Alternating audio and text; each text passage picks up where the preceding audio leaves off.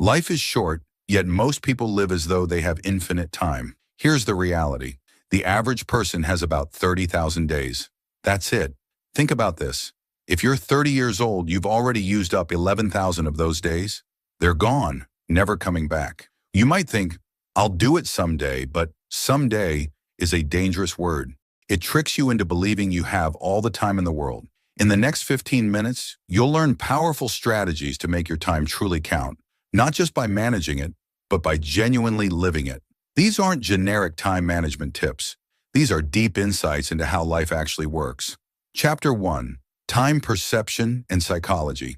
Time plays tricks on your mind, and understanding these tricks is the first step to mastering it. Remember when you were a kid? Summers felt endless, and a single day could feel like a week. Now, years seem to fly by like months. This phenomenon is called the time unit paradox. And it's not just in your head, it's how your brain functions. Here's the science. Your brain measures time by recording new experiences. As a child, everything was new. Your brain was constantly recording, making time feel slower. As an adult, routines take over. The same breakfast, the same commute, the same Netflix shows. Your brain skips recording these repetitive moments, making days blur together. This is the trap of time blindness. But you can hack the system. Take different routes to work. Learn a new skill every month. Have conversations with strangers. Each new experience forces your brain to pay attention, making time feel expansive again. Here's another major time perception mistake.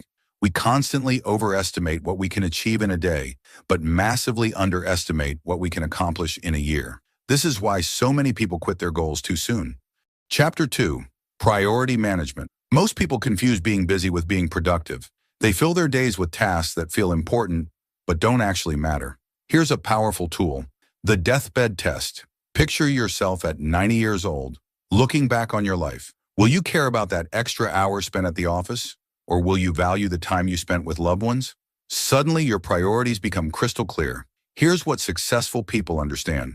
Knowing what not to do is more important than knowing what to do. Use the two-list strategy. 1. Write down everything you want to achieve. 2. Circle your top 3 priorities. 3. Everything else becomes your avoid list. Think of this like compound interest for life choices. Small daily investments in the right priorities multiply over time. But beware.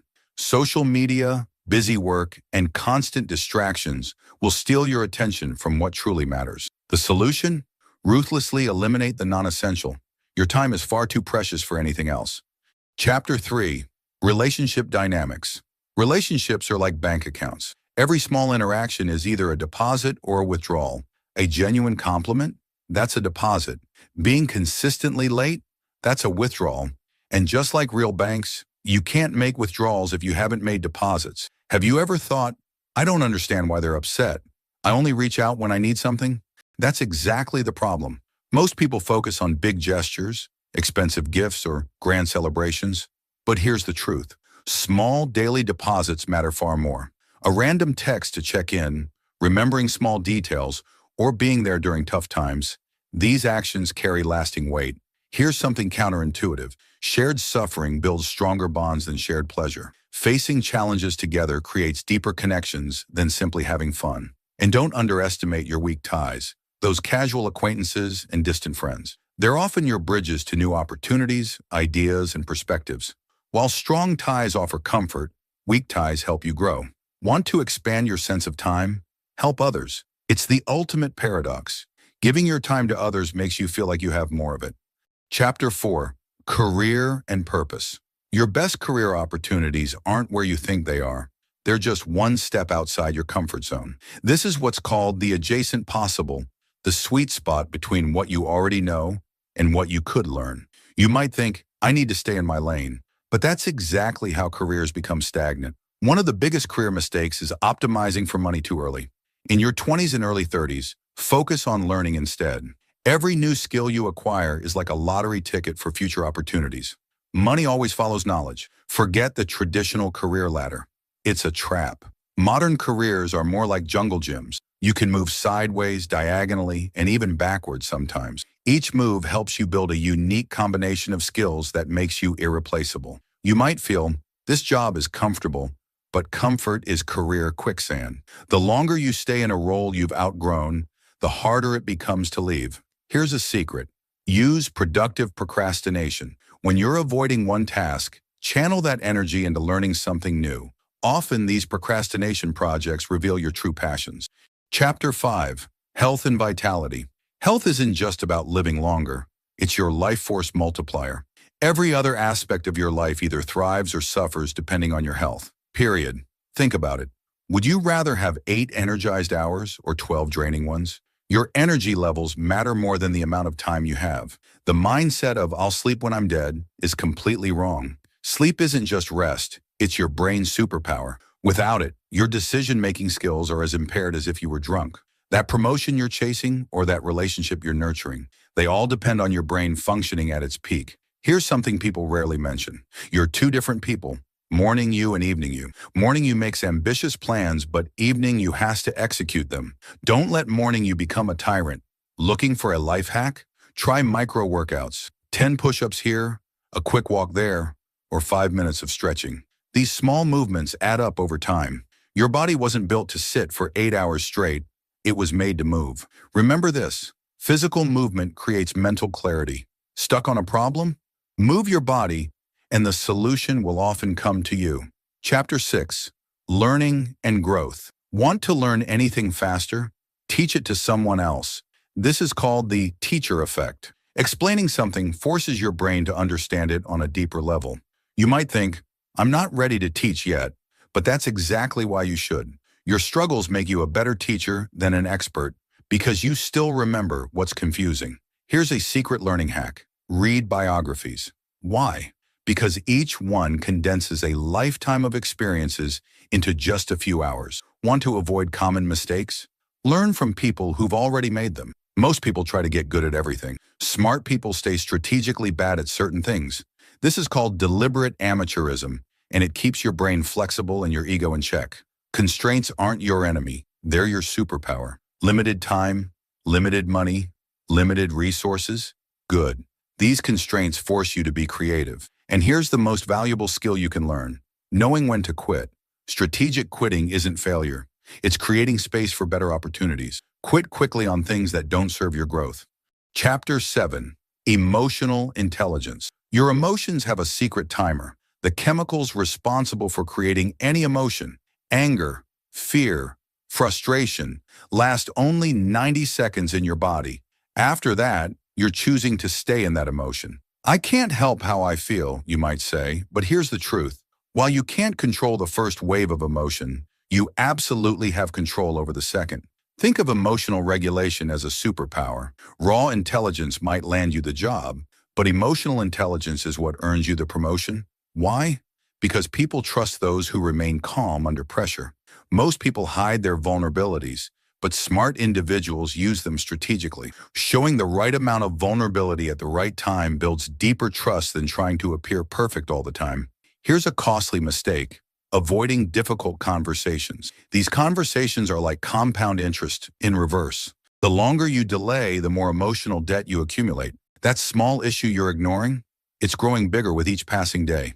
And don't underestimate the power of gratitude. Gratitude isn't just a feel-good practice.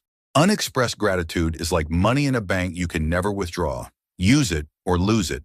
Chapter 8. Financial Wisdom. Money isn't just about the numbers in your bank account. It's about something even more precious: your freedom of time. Here's a truth most people overlook. Making more money often leaves you poorer in terms of time. As your income grows, so does your lifestyle. Bigger house, more maintenance. Fancy car, more worries. Better neighborhood, longer commutes. Finally, I can afford everything I want. But that's the trap. Lifestyle inflation is like running on a treadmill. You're moving fast but going nowhere. Consider time affluence. Would you rather earn $100,000 working 80 hours a week or $70,000 working 30? Your true hourly rate includes everything you sacrifice to earn that money. Most people get this backward. They buy objects but rent experiences. Smart people do the opposite. They rent objects and invest in experiences. Why? Because experiences appreciate in value, while most objects depreciate. Here's the ultimate financial skill: building margins. Living below your means isn't about restriction. It's about creating space for opportunities. That space is your ticket to true wealth. Chapter 9. Creative living. Creativity isn't about waiting for inspiration. It's more like a faucet. When you first turn it on, rusty water flows out. That's your bad ideas. But you need those bad ideas. They clear the way for the good ones. I'm waiting for the perfect idea, you might say. But that's like expecting the water to run clean without ever turning on the tap. You have to push through the rust. Here's something counterintuitive. Creativity thrives on constraints. Give someone unlimited options and they freeze. Give them limited options and they innovate. Think about it. Shakespeare wrote within strict meter and rhyme. Those limits didn't hinder him. They fueled his creativity. Most people try to create and judge simultaneously. That's like driving with one foot on the gas and the other on the brake. First create, then judge. Document everything you create. Your brain is like a creativity muscle. It needs to see its progress to grow stronger. Those early, terrible attempts, they're proof of your improvement. And here's the real secret. Combine skills nobody else is combining. That unique intersection, that's your creative superpower. Chapter 10, Personal Energy. Your energy is your most precious resource. Time management is pointless without energy management. You can't do meaningful work if you're running on empty. Most people never take the time to audit their energy. They don't realize that some activities boost energy while others drain it. That morning walk? Energy boost. That toxic friendship? Energy vampire. I just need more willpower, you might think. But willpower is like a muscle. It gets tired. Smart people don't rely on willpower. They design their environment to make good choices automatic. Consider decision fatigue. Every choice you make, what to wear, what to eat, when to exercise, uses energy. That's why successful people often wear the same outfits or eat the same breakfast daily. They're saving their energy for decisions that truly matter. Here's a counterintuitive energy hack. Strategic incompetence. Being deliberately bad at non-essential tasks means others stop asking you to handle them. This protects your energy for what you do best. And remember, recovery isn't a waste of time. It's how you multiply the value of your time. Chapter 11, Social Capital. Success isn't just about what you know. It's about who you know. But here's the key. Real social capital isn't about collecting business cards or LinkedIn connections. It's about building genuine relationships. There's a simple formula for friendship. Time plus vulnerability plus shared experiences. You can't skip any of these elements. Real connections require all three. I don't have time for networking, you might say. But that's missing the point. True networking isn't about taking, it's about connecting. The best networkers aren't collectors, they're connectors. They introduce people who should know each other. Most people underinvest in maintaining friendships. They wait for big life events to reconnect. But strong relationships grow in the small moments. A random check-in text, a quick coffee chat. That's where real bonds are formed. Think of community like a garden. You can't plant all the seeds at once and expect them to flourish. It takes consistent, small acts of nurturing. Every conversation is water. Every introduction is fertilizer. The truly successful build their communities before they need them. Because when you need a community, it's too late to start building one. Chapter 12, Mental Models. Mental models are your mind's shortcuts for understanding reality. But here's the catch. The map is not the territory. Your mental models are always simpler than reality, which is both their strength and their weakness. Most people focus only on what's right in front of them. They play checkers while life plays chess. Second-order thinking is your edge. Don't just ask, what happens next? Ask, what happens after that?